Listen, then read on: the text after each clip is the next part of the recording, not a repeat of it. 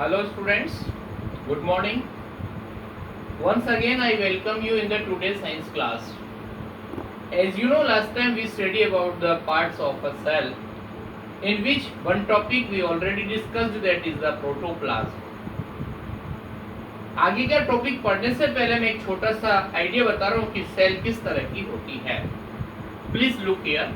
सबसे पहले एक बिल्कुल पतली सी एक मेम्ब्रेन होती है और इसको बोलते हैं हम प्लाज्मा मेम्ब्रेन और सेल मेम्ब्रेन. प्लाज्मा मेम्ब्रेन और इसी का दूसरा नेम और होता है, दैट इज सेल मेम्ब्रेन.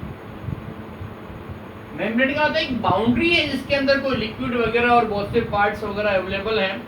अब इसके मिड में एक स्ट्रक्चर, एक और राउंड स्ट्रक्चर होती है, उसका नेम होता है बेटा न्यूक्लियस. इसकी स्टडी हम बाद में अलग से कराएंगे आपको.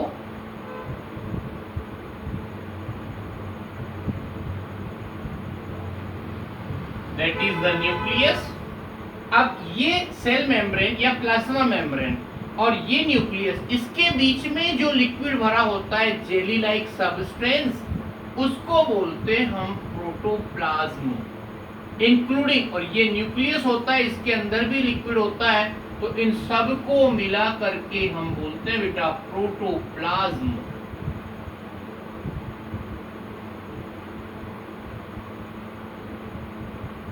प्रोटोप्लाज्म जो होता है उसके अंदर पहले हमने लास्ट टाइम बताया था, कार्बन, हाइड्रोजन, नाइट्रोजन, ऑक्सीजन, ये तो एलिमेंट्स होते हैं, और कुछ कैल्शियम, फास्फोरस, सल्फर और भी बहुत सारी चीजें, protein, nucleic acid, carbohydrate, fat, ये सब मिलकर के एक लिविंग लिक्विड पार्ट बनाते हैं. उसको हम प्रोटोप्लाज्म बोलते हैं. अब इसके बाद आगे की बात सुनना. फर्स्ट बात क्या समझ में आई? सबसे बाहर सेल का जो स्ट्रक्चर होगा उसमें जो आपको सबसे बाहर मिलेगा उसका नेम होगा प्लाज्मा मेम्ब्रेन और सेल मेम्ब्रेन. लेकिन अगर ये सपोज करो अगर ये एनिमल सेल है तो इसमें सबसे बाहर की तरफ ओनली प्लाज्मा मेम्ब्रेन या सेल मेम्ब्रेन ही मिलेगी. लेकिन ध्यान रखना, suppose if it is a plant cell तो इसके बाहर की तरफ एक सेल वॉल मिलेगी आपको, that is present only in the plant cell. इस तरह की स्ट्रक्चर और मिलती है और इसका नेम बोलते हैं हम, that is the cell wall. इतनी बात समझ में आ गई? तो अभी इतनी बात समझनी है कि अगर प्लांट सेल है तो उसमें सबसे बाहर सेल वॉल मिलेगी और उसके अंदर प्लाज्मा मेम्ब्रेन मिलेगी. लेकिन अगर आपकी सेल एनिमल सेल है तो एनिमल सेल में क्या होगा, ओनली डायरेक्टली प्लाज्मा मेम्ब्रेन मिलेगी या सेल मेम्ब्रेन मिलेगी, उसमें सेल वॉल नहीं मिलेगी. तो यहाँ पर ये नेम चेंज करके और हम आपको क्या बता देते हैं, that is the plant cell. अगर ये प्लांट सेल है तो इसमें सेल वॉल मिलेगी. इसमें एक और बात ध्यान रखना, cell wall is absent in animal cell. अब उसके बाद पार्ट्स ऑफ सेल की बात करते हैं. सबसे पहले दो बात क्लियर हो गई आपकी, प्लांट सेल में सबसे बाहर सेल वॉल मिलेगी और एनिमल सेल में सबसे बाहर प्लाज्मा मेम्ब्रेन या सेल मेम्ब्रेन मिलेगी. और इसके अंदर जो लिक्विड होगा उसका नेम क्या बताया हमने आपको, प्रोटोप्लाज्म. जितना भी लिक्विड है, चाहे वो न्यूक्लियस के अंदर हो चाहे वो इसके अंदर हो प्लाज्मा मेम्ब्रेन के, उसको मिला करके कॉमनली हम प्रोटोप्लाज्म बोलते हैं. इसमें बहुत सारे न्यूट्रिएंट्स होते हैं, प्रोटीन्स होते हैं और एक वाइटल पार्ट बन जाता है लाइफ का. अब इसके बाद आपके पास जो होंगे पार्ट्स ऑफ सेल, देखना, parts of a cell are, इसमें फर्स्ट नंबर होगा आपका सेल मेम्ब्रेन. कहने का मतलब सेल मेम्ब्रेन तो दोनों में मिलेगी आपको, प्लांट सेल में भी होगी और एनिमल सेल में भी होगी, लेकिन ध्यान रखना एनिमल सेल में सेल मेम्ब्रेन आउटर मोस्ट होगी, लेकिन प्लांट सेल में सेल वॉल आउटर मोस्ट होगी। इसके बाद सेकंड नंबर देखना, इसको बोलते हैं बेटा साइटोप्लाज्म। क्या होता है, ध्यान सुनना, साइटोप्लाज्म ये हमने बताया आपको प्लाज्मा मेम्ब्रेन और न्यूक्लियस। अब अगर हम इसमें से न्यूक्लियस वाले पोर्शन को रिमूव कर दें तो जो यहाँ पर लिक्विड होगा, इसके अंदर और जो पार्ट्स होंगे वो जिस लिक्विड में होंगे उसका नेम होगा साइटोप्लाज्म, और जो अंदर सेंट्रल पोर्शन होता है उसका नेम होता है nucleus. That is the nucleus.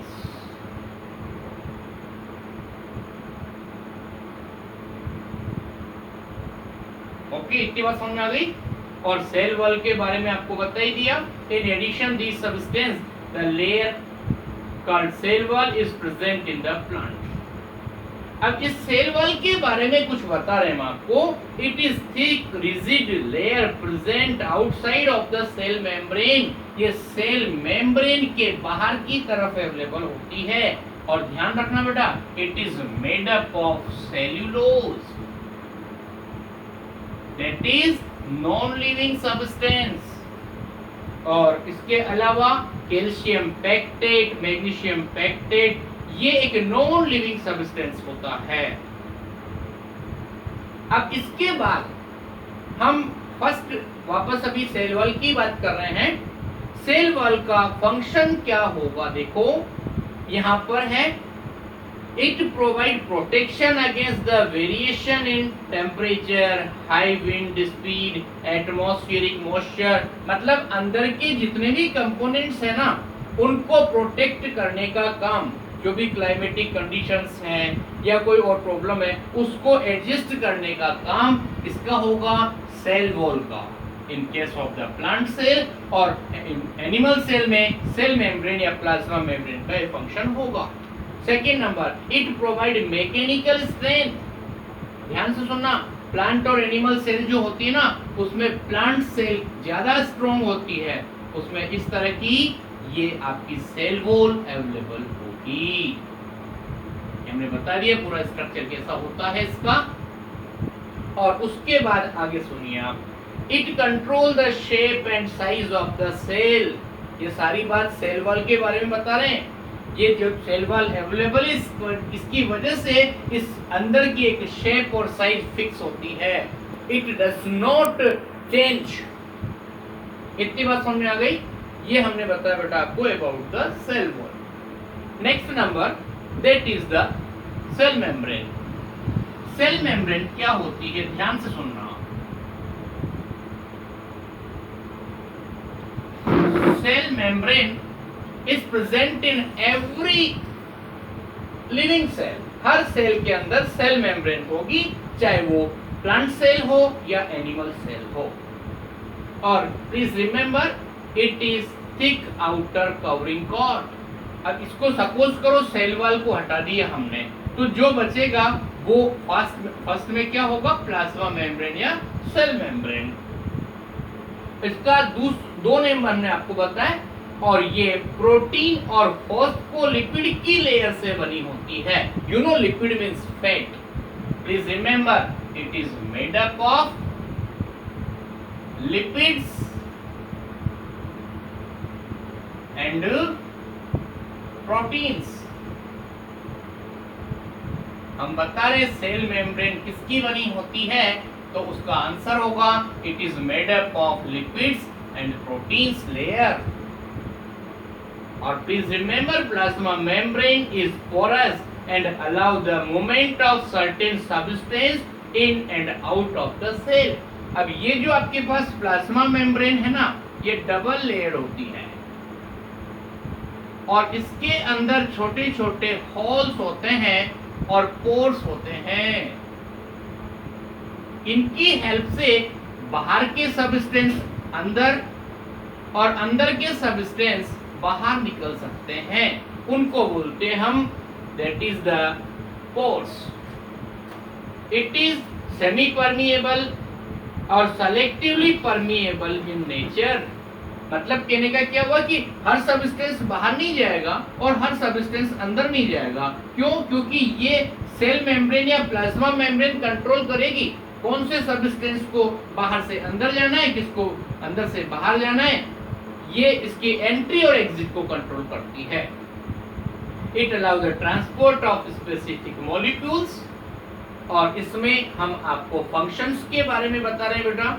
Cell wall की तरह होगा इसका। It provide protection to the cell. अगर ये एनिमल सेल है तो सेल वॉल नहीं मिलेगी, फिर अंदर के कंपोनेंट्स को प्रोटेक्ट करने की जिम्मेदारी किसकी होगी? That is the cell membrane और प्लाज्मा मेम्ब्रेन। सेकंड फंक्शन होगा बेटा give shape to the cell. मतलब सेल को शेप देने का जो काम होगा वो किसका होगा? सेल मेम्ब्रेन का, if it is a animal cell. और आगे सुनना, it allows the transport of material in and out of the cell. वो हमने बता ही दिया आपको कि कौन से सब्सटेंस को अंदर जाना है, किसको बाहर जाना है। ये सारी बात कौन कंट्रोल करता है? That is the plasma membrane. इसके बाद में नेक्स्ट देखना बेटा cytoplasm. Yes sir, now our next topic that is the cytoplasm. Cytoplasm क्या होता है देखिए। It is jelly like substance present between the cell membrane and nucleus. हमने पहले ही बताया बेटा कि ये होती है यहाँ पर न्यूक्लियस पूरा स्ट्रक्चर है, तो इसकी जो मेम्ब्रेन से लेकर और सेल मेम्ब्रेन के बीच जो भी लिक्विड भरा होता है जेली लाइक, उसका नेम होता है साइटोप्लाज्म। और इसके अंदर बहुत सारे लिविंग कंपोनेंट्स अवेलेबल होते हैं और उनको बोलते हैं सेल ऑर्गेनल्स।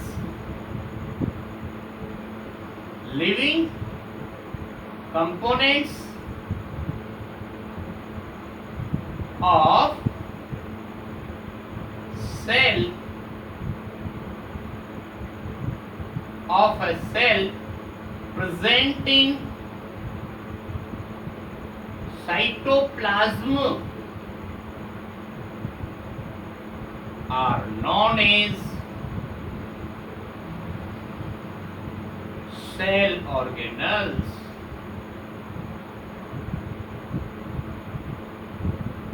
ध्यान रखना, इसमें लिविंग पार्ट्स को सेल ऑर्गेनल्स बोलते हैं।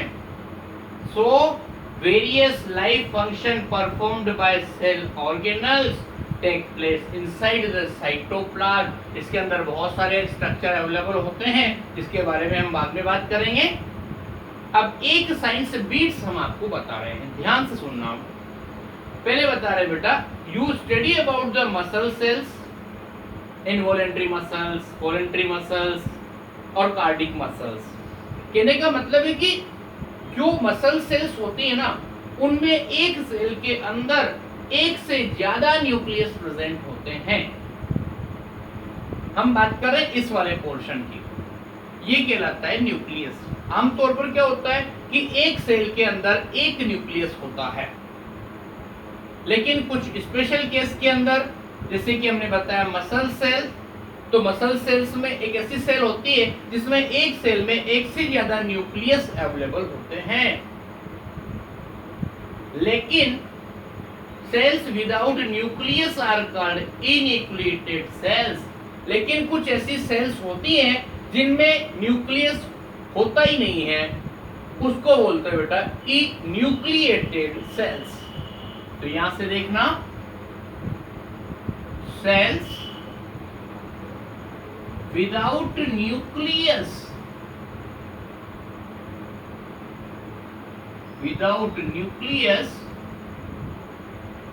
are called enucleated cells।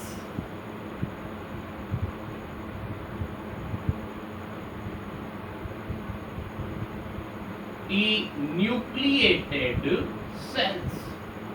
ध्यान से सुनना, इसका एग्जाम्पल मिलेगा बेटा RBC of the human being. RBC of human being जो होती है ना, उसके अंदर स्टार्टिंग में तो न्यूक्लियस होता है, लेकिन जैसे जैसे सेल्स बड़ी होती जाती है ना, वैसे वैसे उनका न्यूक्लियस धीरे धीरे खत्म होता जाता है, और जो मैच्योर सेल्स होती हैं they are without nucleus. Okay, thank you very much. और next video we study tomorrow, that is about the structure of nucleus. Okay, thank you very much.